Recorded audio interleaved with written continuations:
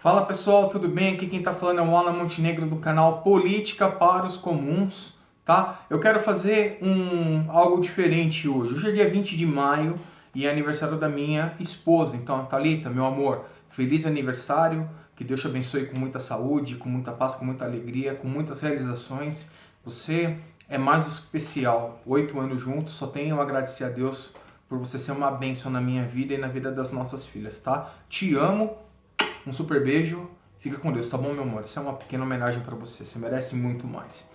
Bom, gente, lembrando que nós não falaremos apenas sobre política aqui no canal, falaremos de outros assuntos importantes e relevantes para você, cidadão comum, cidadão de bem. Criamos um perfil no Instagram chamado Política para os Comuns, nos procure por lá, comece a seguir. Tá? Se você ainda não é inscrito aqui no canal no YouTube, se inscreva, ative o sininho das notificações e dê o like, que é muito importante para que esse vídeo chegue no maior número de pessoas possíveis, tá? Lembrando que nós estamos no meio de uma pandemia mundial, coronavírus, que tem batido muito forte na cara do Brasil. Ontem, por exemplo, dia 19, morreram mais de 1.100 pessoas em decorrência do novo coronavírus e tem judiado bastante, é uma tragédia nacional já. Estamos no meio de uma crise política e no meio de uma crise econômica, ou seja, temos muitos assuntos para abordar por aqui, tá? Então é isso, gente, vamos começar. Bom, Regina Duarte não é mais secretária de Cultura do Brasil, graças a Deus. Eu fico feliz momentaneamente porque o que tá bom pode melhorar e o que tá ruim pode piorar. Não sabemos ainda quem vai ocupar o lugar dela, mas eu torço que seja alguém qualificado, técnico, porque ela foi removida, embora ela faça o discurso, a narrativa bolsonarista do ponto de vista técnico zero, né? Não tem conhecimento nenhum e realmente não é qualificada para a função. Então torço para que entre pelo menos alguém competente para mexer numa secretaria que é muito importante para o Brasil. O Brasil é muito rico culturalmente, tá? Então, essa é uma notícia, ela foi remanejada, não dava mais para simplesmente demitir, e eu parto da seguinte ideia, de que ela foi remanejada por uma outra função, né, aqui em São Paulo, segundo o próprio presidente falou, porque para ela manter essa narrativa de alguém que apoia o governo incondicionalmente. Então, é interessante mantê-la não em Brasília, mas manter ela por perto para fomentar essa narrativa bolsonarista, tá? Essa alienação terrível. Então, foi isso que aconteceu. Agora vamos falar, gente, coronavírus. Ontem foram mais de 1.100 mortes em decorrência do novo coronavírus. Eu assisti uma entrevista que o Mandetta concedeu, eu não sei aonde, mas foi na Record News, não sei quando, na verdade, né? Foi na Record, pro Cabrini. E é uma entrevista bastante longa e, novamente, o Mandetta ele fala com bastante propriedade de alguém que conhece muito do nosso sistema de saúde, só que abordando outros pontos que são importantes para a gente verificar aqui. E ele tocou num ponto que eu concordo 100%. O Brasil, e inclusive eu citei isso em outros vídeos, nós não adotamos nenhuma postura de quarentena, de distanciamento social e muito menos uma postura de lockdown. E nós estamos aí partindo para 60 dias dessa coisa mal resolvida, dessa coisa que não ocorreu da devida forma e que a gente vai ter que fazer alguma coisa.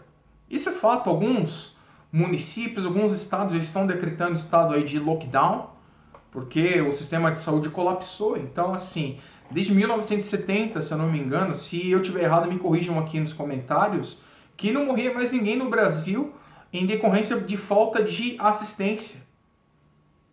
E isso acontecer agora é algo terrível, é um retrocesso, considerando que houve um esforço razoável de preparar estruturas para receber as pessoas acometidas pelo Covid-19. E claro, desde 1970 houve um crescimento da rede de saúde pública brasileira também considerável. Então, assim, é meio que inaceitável que esse tipo de coisa aconteça novamente. Então, esse é um ponto que ele destacou muito bem. Não fizemos nenhuma coisa nem outra. Eu falei isso num outro vídeo. Ou seja, aí o argumento de que as pessoas vão morrer de fome, estamos indo para 60 dias. Torna a dizer, já era para a gente estar saindo.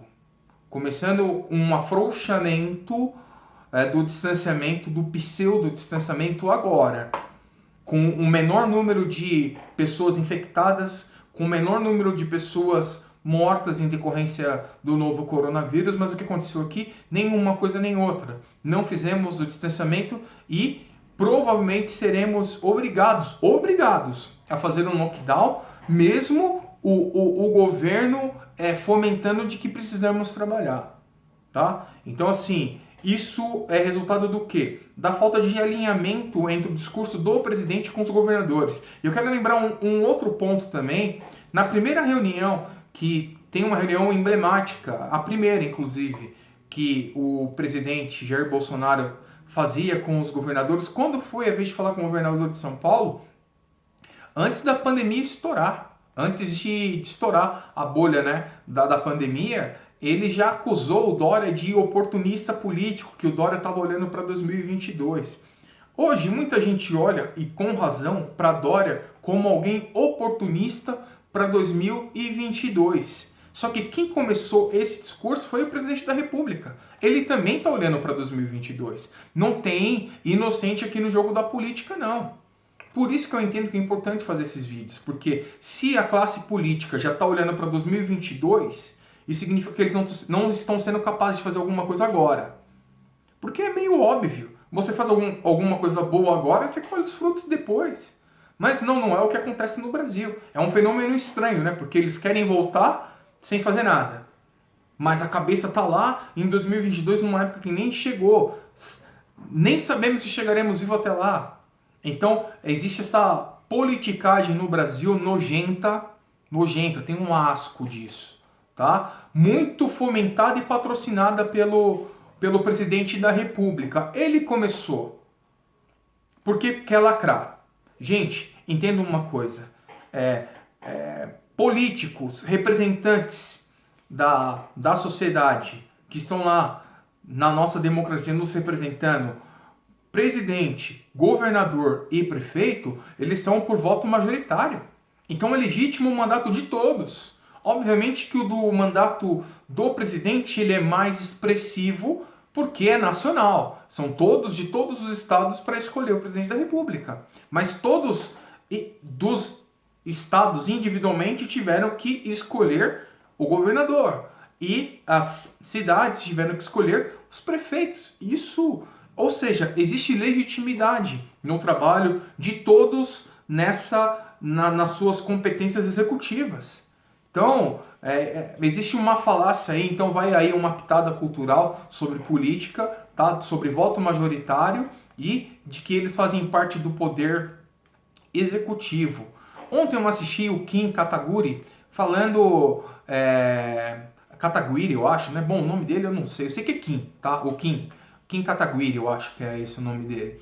Ele falando sobre a Gabriela Prioli e a Anitta. E ele falou que eu já comentei num outro vídeo aí também. Então, vou até colocar o link do nosso vídeo feito pelo nosso canal, comentando de que se tratava de uma fotografia do Brasil, essa falta de conhecimento, que era algo que não é ensinado. Então eu achei muito legal, né, o deputado vir falar e tá alinhado com algo que eu abordei na semana passada. Ou seja, está super alinhado do que está rolando aí na sociedade também. Até do ponto de vista da ideia que se tem pela observação, pela análise que a gente faz do que está acontecendo e borbulhando aí, tá? Agora a gente vai partir para o assunto chamado cloroquina. Bom, gente, eu quero lembrar o seguinte. Os Estados Unidos, se já não chegou ou passou a ordem dos 90 mil mortes, está perto disso. E eu lamento profundamente.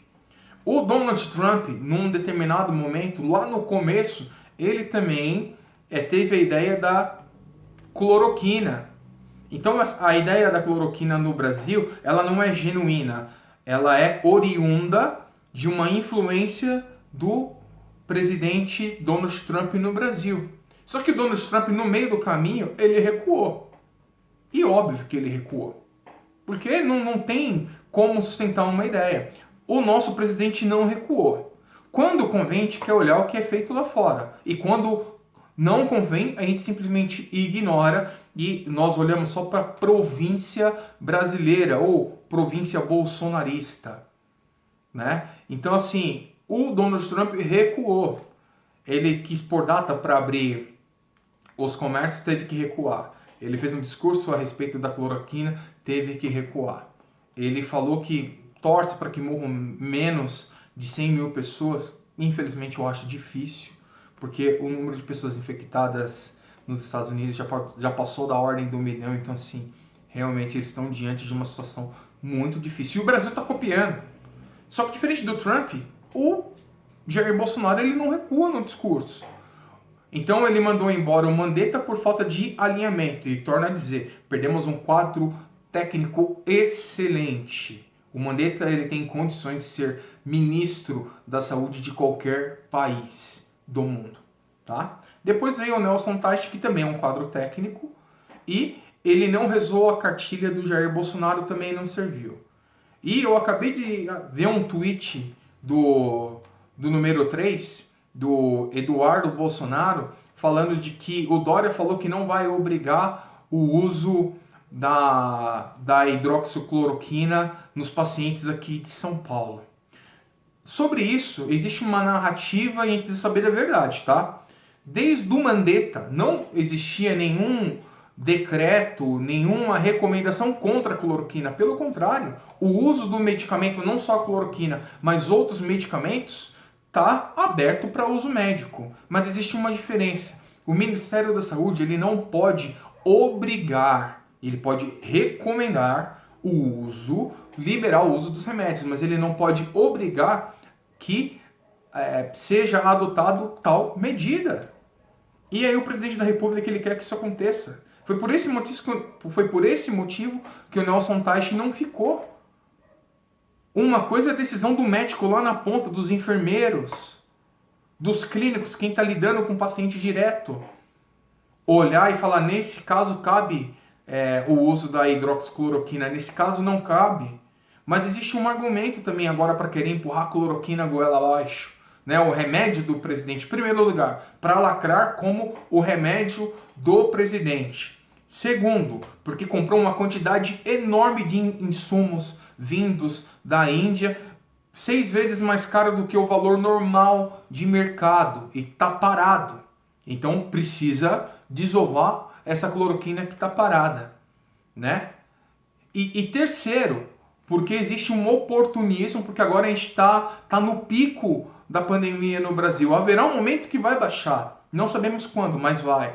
Então, com a imposição do remédio do presidente, né? Eu vou usar essa expressão mesmo, do remédio do Jair Bolsonaro, numa descendente natural, porque uma hora vai diminuir mesmo o número de mortes.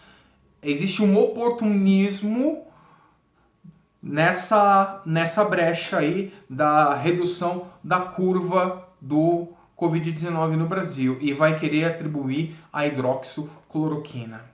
E eu vou além, gente. Sabe quem é o maior politiqueiro do Brasil? Quem mais está olhando para 2022? Alguns dizem que é o Dória, e eu concordo. Outros dizem que é o Caiado, eu também concordo. Olha, se vocês me falarem que todos os políticos estão olhando para 2022, estão. Mas tem um que só olha para 2022. E isso tem tirado dele a capacidade de tomar ações agora importantes para o país, para a nação para a qual foi confiado o seu comando. Jair Bolsonaro, ele só olha para 2022. Não está olhando para o momento difícil que a gente está passando agora, está olhando para 2022. Isso tem custado um preço muito caro para a gente, sabe? Aí, eu tenho conversado com algumas pessoas, eu vou tocar sucintamente nesse assunto aqui. O presidente não governa porque não deixa ele governar. Não, ele não governa porque ele quer governar sozinho. Isso aqui não é uma capitania. Isso aqui não é uma província. Isso aqui não é um reinado. Isso aqui é uma democracia, com uma tripartição dos poderes, com uma divisão política do exercício da democracia. Então ele não governa sozinho mesmo. E como deputado que ficou 30 anos mamando no Congresso Nacional, ele deveria saber isso de cor e salteado. Agora aparece como um paladino da política, como se não soubesse disso. E a gente lúcido, inteligente, ser pensante, não pensamos nisso. Tratamos o Bolsonaro como alguém que veio de outro planeta, de um outro lugar, alguém totalmente alheio da realidade da política brasileira. Entenda uma coisa, gente, existe uma Constituição Federal que dá as prerrogativas para os políticos. Segundo, fazer uma nova política não significa que você não conversa com quem está lá eleito. Quer dizer, então, que você não conversa com um deputado? Você não conversa com um senador? Você não conversa com um governador? Você não conversa com um prefeito? Como assim? Você não conversa com seus ministros? Esse é o retrato do Brasil. Não se conversa com ninguém. E tá certo. Porque o mito tem que governar sozinho. Aonde tiraram isso? Isso não vai ser agora, com ele no comando, e não será no futuro com outro no comando. E eu torço que não seja ele. E eu torço que também não seja o Dória. E eu torço que não seja um outro lunático. Inclusive, olhando para 2022, eu quero fazer um apelo especial aqui nesse vídeo. Que a gente olhe com olhos muito abertos e atentos para que a gente faça uma escolha decente, coerente, tá? A gente tem sofrido muito ao longo dos anos e estamos sofrendo agora. A solução não veio. Pelo contrário, tem se mostrado um grande problema. Alguém que vai entrar para os anais da história desse país como, quiçá, o pior presidente que a República já viu. Então, gente, vamos ficar atentos e olhar para 2022. O MBL tem fomentado uma discussão a respeito do debate. Eu já tenho visto algumas pessoas, alguns políticos, alguns de começo de carreira, outros já com alguma experiência na política, se posicionando para esse debate público, e a gente tem que observar. Então, eu até recomendo que você assista as entrevistas concedidas pelo João Amoedo do Novo. Eu peço que você assista as entrevistas concedidas pelo Mandetta também. É alguém aí que tem uma boa visibilidade, saiu com uma impressão muito boa, pelo menos a minha é positiva, até que se mostre alguma coisa ao contrário, mas eu espero que ele tenha capital político para se manter aí ativo até 2022. Tomara, depende um pouco de nós, tá? Então o vídeo de hoje é isso, tá? Me solidarizo pelas famílias aí que perderam seus parentes, lamento muito.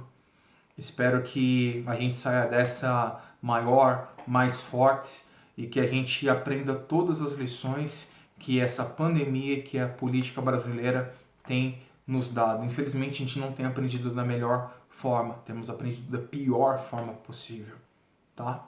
Eu não tenho político de estimação, eu não tenho partido de estimação. Meu partido é o Brasil, Deus acima de tudo e de todos. E feliz a nação cujo Deus é o Senhor. Então, é isso. O vídeo de hoje termina por aqui. Espero que você tenha gostado. Se você gostou, dê o joinha. É importante para que esse vídeo chegue no maior número de pessoas possíveis. Clique no sininho das notificações para ficar por dentro dos vídeos nossos que a gente for lançar por aqui. E se inscreva no canal, caso você ainda não seja inscrito. E procura a gente lá no Instagram. Política para os Comuns, tá? Um grande abraço, que Deus te abençoe e até o próximo vídeo.